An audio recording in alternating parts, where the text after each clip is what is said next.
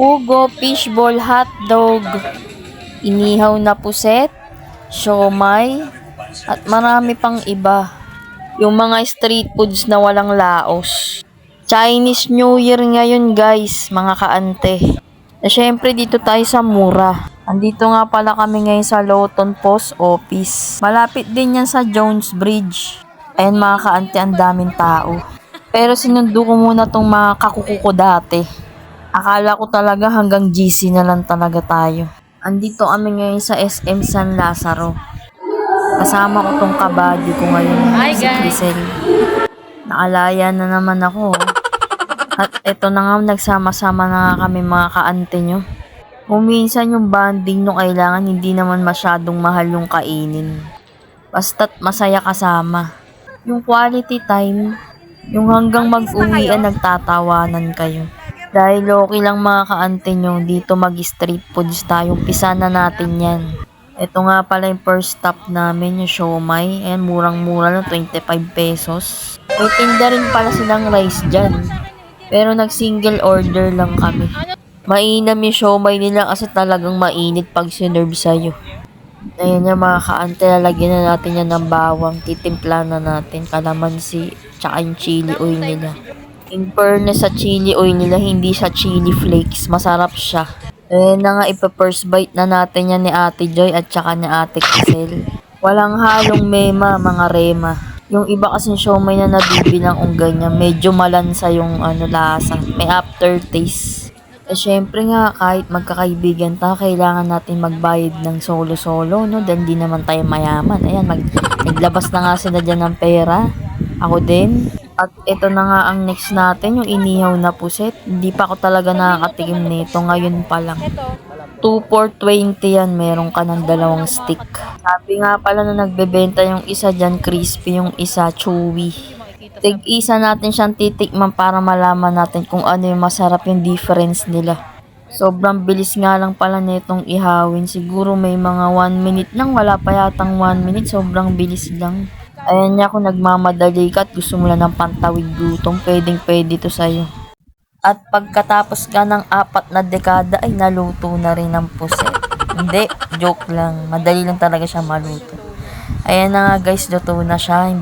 Siyempre, sasawsaw natin yan sa suka, no, na maraming sibuyas. Ayan, nakita nyo naman, sarap niya. Rapsa yan. At yan na nga, kakainin na namin. Pangalawang food trip, puset. Grabe.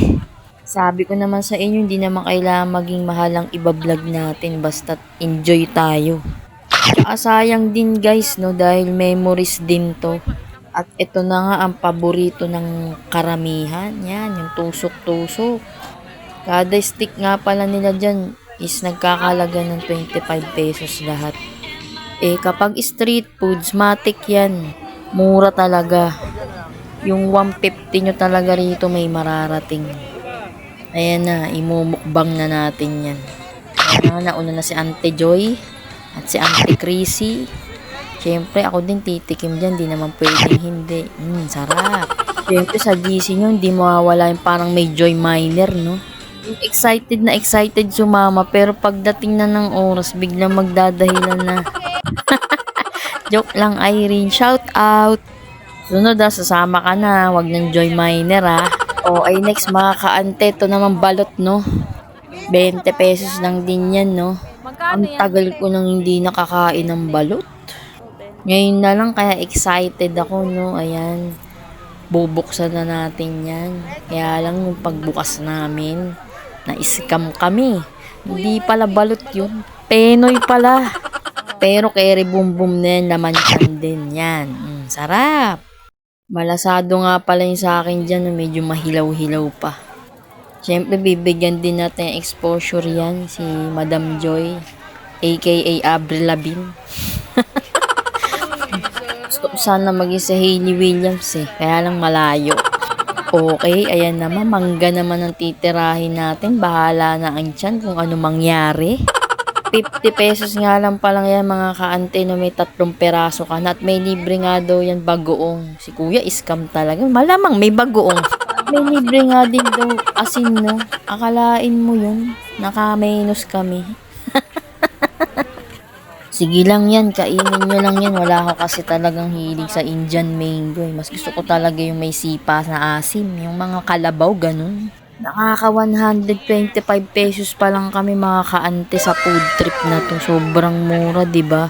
Parang halos busog na nga kami. May isa pa kaming kakainin diyan, di pa nga namin nabubuksan. Alam niyo guys, hindi ko alam kung anong meron sa Kalye Pizza pero ang sarap niya. Eto mga kaante, mga 110 pesos lang may isang buo ka na.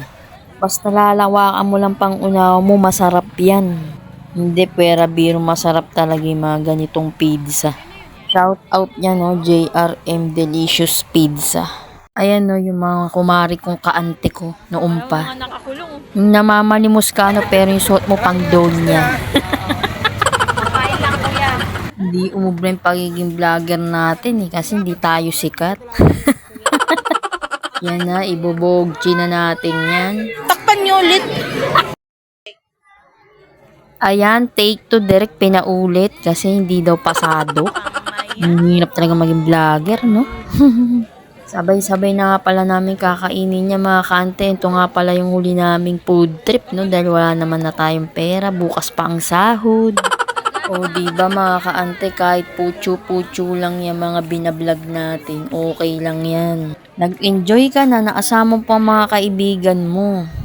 Kaya sulitin kasi hindi mo naman alam kung kailan na naman masusundan tong drawing na to.